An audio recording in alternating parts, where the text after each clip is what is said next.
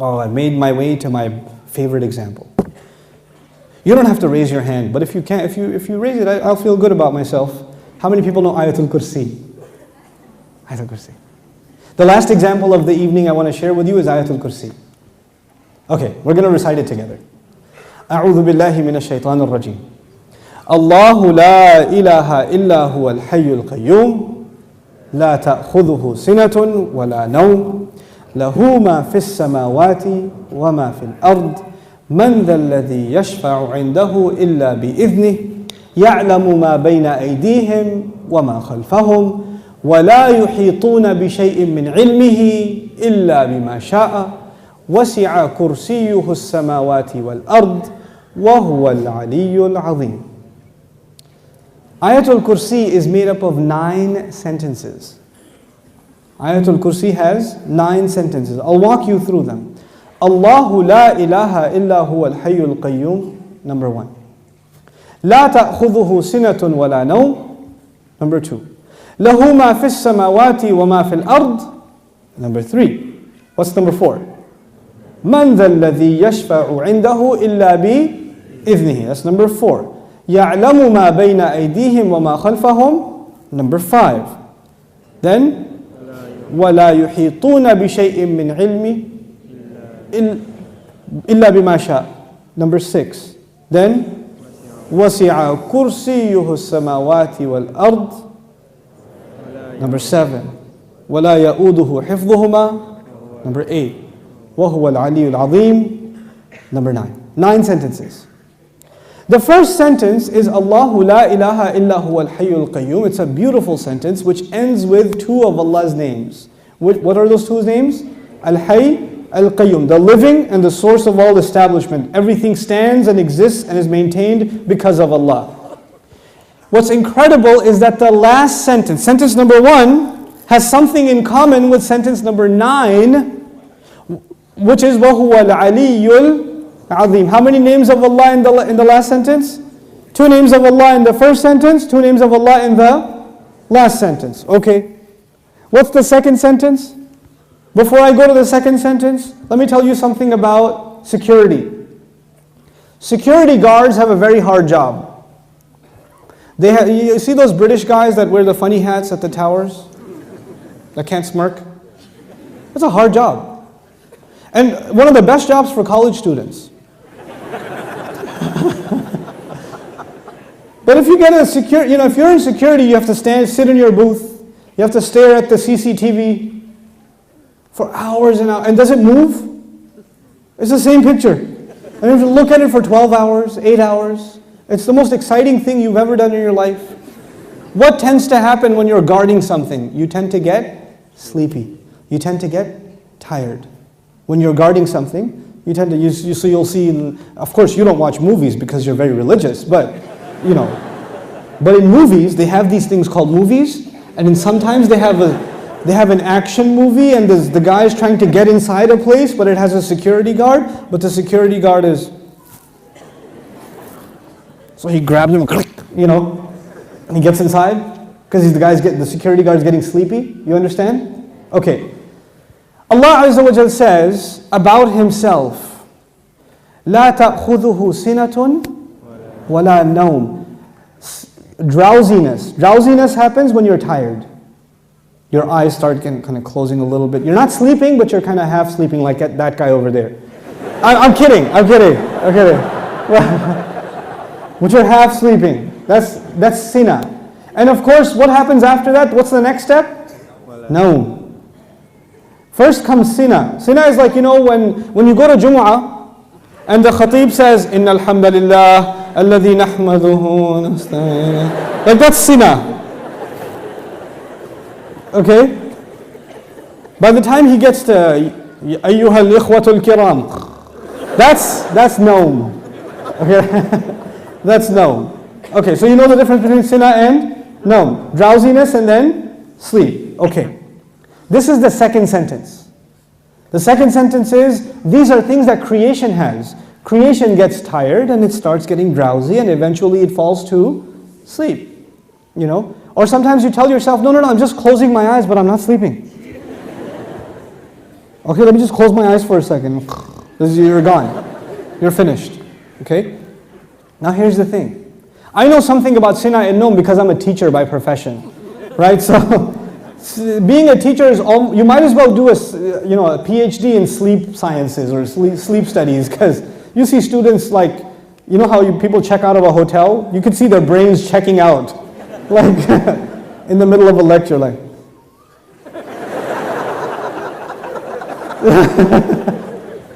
It's the best. This is the second sentence about sleep, about exhaustion and sleep, drowsiness and sleep. What was the second last sentence? وَلَا يَؤُودُهُ حِفْظُهُمَا. Guarding the skies and the earth does not exhaust Allah. When someone's exhausted, what do they get? Sina and Nom. The second sentence is actually connected to the second last sentence. لا تأخذه سنة ولا نوم ولا يؤوده حفظهما. He says له ما في السماوات وما في الأرض. He owns whatever is in the sky and the earth. Now before I tell you further, you need to understand the difference between two words, two names of Allah, Malik and Malik. Two names of Allah, Malik and Malik. I hope I can explain this difference to you, because it will make you appreciate these ayat like nothing else. Malik is an owner. Malik is an owner. Malik, I already told you today, what is Malik? King. Is there a difference between a king and an owner? Yes. You are the owner of your pen, but you do not say, I am the royal sovereign of this ink pen. You don't do that. That doesn't make a lot of sense. You understand? Owners can be of small things. You can own a car, you can own a computer, you can own a phone, but you're not going to be the king of it. Kingdom is used for big things. Here's another problem. Ownership is about property. It's about property. But kingdom is not about, you're not the king over a tree or the king over a piece of land. You're the king over the people who live in that land. Kingdom is about controlling people. Ownership is about controlling objects. There's a difference. Now Allah says, لَهُ مَا فِي السَّمَاوَاتِ وَمَا فِي الْأَرْضِ. He owns whatever is in the skies and the earth. What is the ayah about? Ownership. The ayah is about ownership. And ownership, one thing about ownership, it's micro. So every single thing is owned by Allah. Okay. What's the third last sentence? Anyone remember? وَسِعَ كُرْسِيُّهُ السَّمَاوَاتِ وَالْأَرْضِ. His throne extends to the skies and the earth. When Allah talks about His throne, He's talking about His kingdom. One dimension of control is ownership. The other dimension is kingdom. Both completing the picture. Because if you're just an owner, you're not a king. And if you're just a king, you're not an owner. By the way, let me tell you the difference also. Nowadays in some countries we have kings. You can be the king of an island. But does that mean you own everything in that island? No.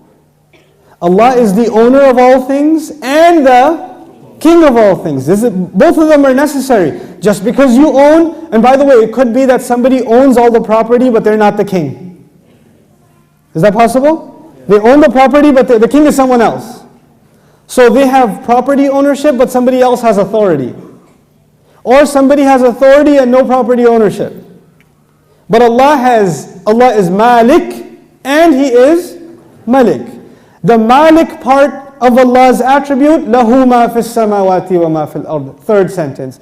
The kingdom of Allah, وَسِعَ كُرْسِيُّهُ السَّمَاوَاتِ وَالْأَرْضِ. Okay.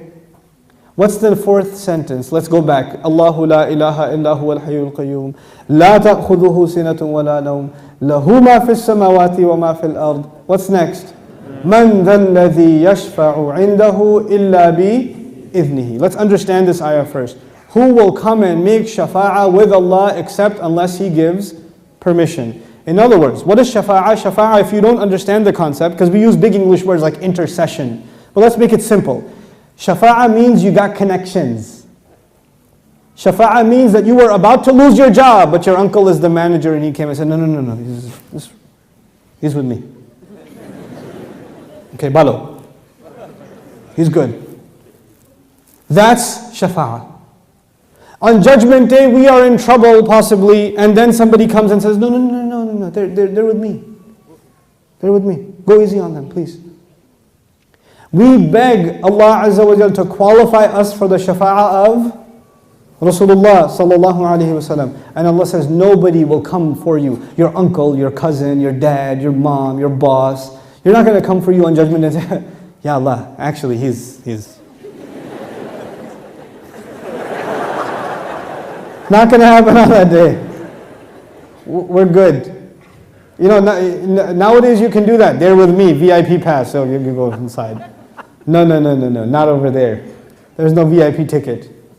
Except, the only exception is if Allah gives permission. So this ayah is about nobody having any authority unless Allah gives it to them. Nobody will have any authority, and the only exception, and the word exception is important, the exception is if Allah gives it to them. You clear about that? Yes. Okay. وَلَا يُحِيطُونَ بِشَيْءٍ مِّنْ عِلْمِهِ.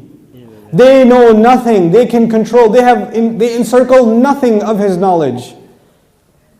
إِلَّا, except بِمَا شَاءَ. The fourth sentence and the sixth sentence are both about a statement about Allah and the only exception. The statement was nobody has authority to make a case except whoever Allah gives permission. They have no knowledge except whoever He wants to give knowledge to. Otherwise they know nothing. وَلَا يُحِيطُونَ بِشَيْءٍ مِّنْ عِلْمِهِ إِلَّا بِمَا شَاءَ. The fourth and the sixth sentence are correlated. The first and the ninth, the second and the eighth, the third and the seventh, the fourth and the sixth. What's left? Middle sentence? Yes. He says, يَعْلَمُ مَا بَيْنَ أَيْدِيهِمْ وَمَا خَلْفَهُمْ. Oh my God, He says He knows what is ahead of them and what is behind them. And He knew what is coming ahead in the ayah and what was behind in the ayah. He put in the middle of it is, I know what's ahead and I know what's behind. Who speaks like that? Who speaks like that? SubhanAllah. The way in which Allah talks, the way in which Allah delivered this speech. And I want you to be cognizant of a fact. The fact is, we now read the Qur'an as a book. We read it as a text. We say sentence number 1, 2, 3, 4, 5, 6, 7, 8, 9. Did the Sahaba do that? Did the Rasul himself, sallallahu alayhi wasallam, says, look at sentence number 1 and sentence number 9 and 2 and 8 and 3 and 7? No, because he was just what? Speaking. He was speaking the Qur'an. We are able to see these things when they're put in writing. The Qur'an was so perfect when it was being given in speech. And which has more possibility of mistake? When you write something or when you say something? Oh man, when you say something, it's hard to take it back. Especially if it's on YouTube. It's hard. But if you're writing a nasty email, then you can, before you hit send, erase that and just say Eid Mubarak and then send it. You have a chance to take it back. But when you're saying something, it's done. There's no room to edit. There's no room to fix. Allah Azza wa Jal revealed this Qur'an not in writing. He revealed it in speech. He revealed it in speech. You know, I've sat with linguists, non-Muslim linguists, and I've shared some of these things with them, and they refuse to believe that the Qur'an is spoken. They refuse to believe it. They say it has to be written. It can't be spoken. I was like, you're right, it is written, just not in this world. It is written. You know, it's fi lawh al-mahfuz. It is written. But it was given to Rasulullah as speech. So it would become very clear to anybody who listens, this cannot be from a human being.